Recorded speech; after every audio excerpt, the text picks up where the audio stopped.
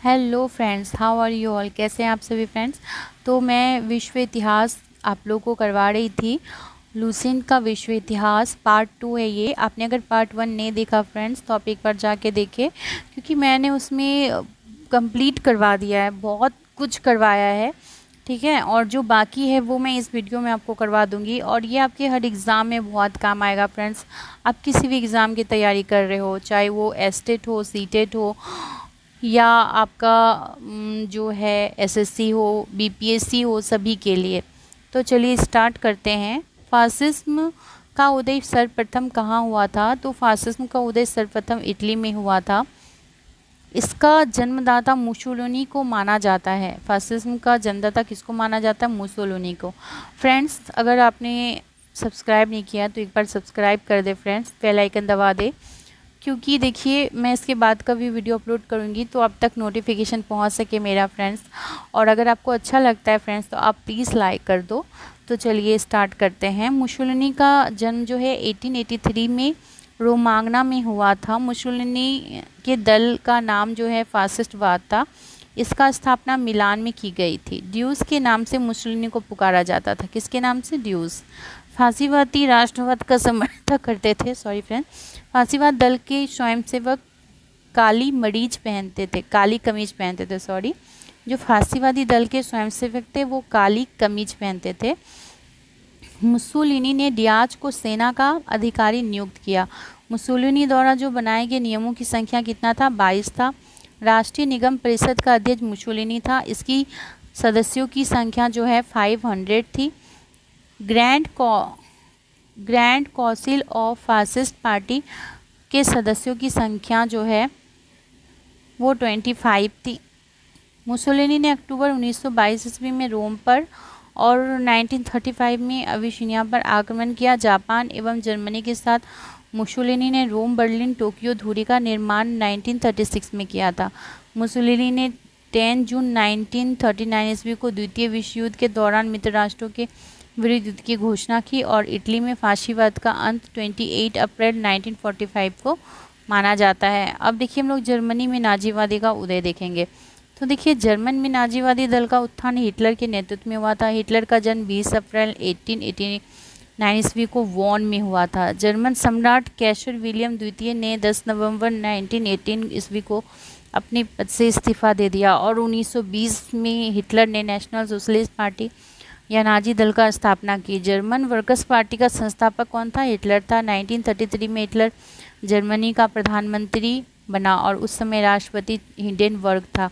एक राष्ट्र एक नेता का नारा हिटलर ने दिया। हिटलर की आत्मकथा का नाम माय कैंप मतलब मेरा संघर्ष है। Sorry friends. तो देखिए हिटलर का जो आत्मकथा था मेरा संघर्ष है। क्या है? मेरा संघर्ष। नाजी दल का प्रचार कार्य गोयबल्स संभालता था। कौन? गोयबल्स। जर्मन सुरक्षा परिषद की स्थापना 4 अप्रैल 1933 में हुई थी। हिटलर ने 16 मार्च 1935 में जर्मनी में पुनः सशक्तिकरण की घोषणा की, और हिटलर 1 सितंबर 1939 ईस्वी को पोलैंड पर आक्रमण किया। हिटलर की विस्तारवादी नीति का पहला शिकार ऑस्ट्रिया हुआ। एडोल्फ हिटलर के लिए सामी विरोधी नीति का अर्थ यहूदी विरोधी नीति। हिटलर ने 30 अप्रैल 1945 को क्या किया? आत्महत्या कर लिया। अब हम लोग जापानी साम्राज्यवाद देखेंगे। जापान के साम्राज्यवाद का सबसे पहला शिकार चीन हुआ। 1863 में एक अमेरिकी नाविक पेरी ने बल प्रयोग कर जापान के द्वारा अमेरिकी व्यापार के लिए खोला था। जापान आधुनिकीकरण की प्रक्रिया की शुरुआत मुत्सुहितो ने की थी। किसने? मुत्सुहितो ने। 1872 में जापान में सैनिक सेवा अनिवार्य कर दी गई। 1905 में जापान ने रूस को हराया। जापान रूस युद्ध की समाप्ति 5 सितंबर 1905 को पोर्ट्समाउथ की संधि के द्वारा हुई। जापान रूस युद्ध की समाप्ति तो बताया। जापान ने 1931 में अपनी साम्राज्यवादी आकांक्षाओं की पूर्ति के लिए मंचूरिया आक्रमण किया। 20 मार्च 1933 ईस्वी को जापान ने राष्ट्रसंघ की सदस्यता त्याग दी, और पीत आतंक से जापान को संबोधित किया जाता है। कौन से आतंक? पीत आतंक के नाम से जापान को। द्वितीय विश्व युद्ध में जापान ने धुरी राष्ट्र का साथ दिया। अमेरिका ने जापान पर पहला अणु बम 6 अगस्त 1945 को हिरोशिमा पर गिराया था। द्वितीय विश्व युद्ध में 10 सितंबर 1945 को जापान ने आत्मसमर्पण किया। हिरोशिमा और नागासाकी पर अणु बम गिराए जाने के कारण जापान ने द्वितीय विश्व युद्ध में आत्मसमर्पण कर दिया था।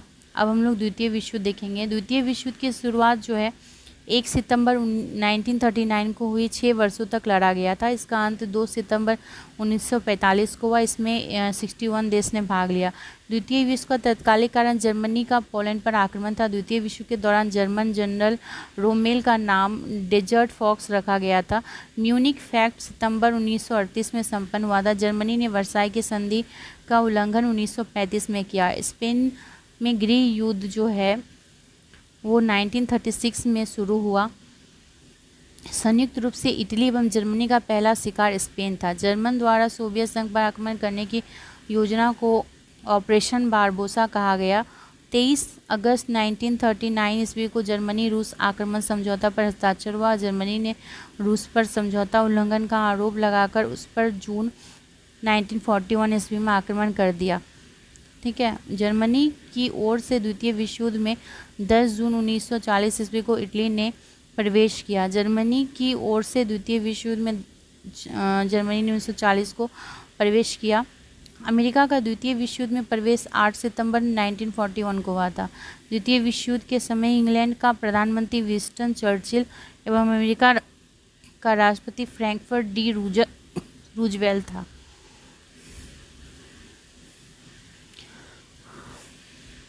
इंग्लैंड की शानदार अलगाववाद की नीति का विचारक सेली सेवरी था। वर्साई की संधि को आरोपित संधि का नाम से जाना जाता है। द्वितीय विश्व युद्ध में जर्मनी की पराजय का श्रेय रूस को दिया जाता है। द्वितीय विश्व युद्ध के दौरान अमेरिका ने 6 अगस्त 1945 को जापान पर अणु बम का प्रयोग किया और द्वितीय विश्व युद्ध में मित्र राष्ट्रों द्वारा पराजित होने वाला अंतिम देश जापान था। अमेरिका ने हिरोशिमा पर फैट मैन तथा नागासाकी पर लिटिल बॉय नामक एटम बम जो 100 मेगावाट का था गिराया था। तो बम का देखिए, हिरोशिमा पर फैट मैन और नागासाकी पर लिटिल बॉय।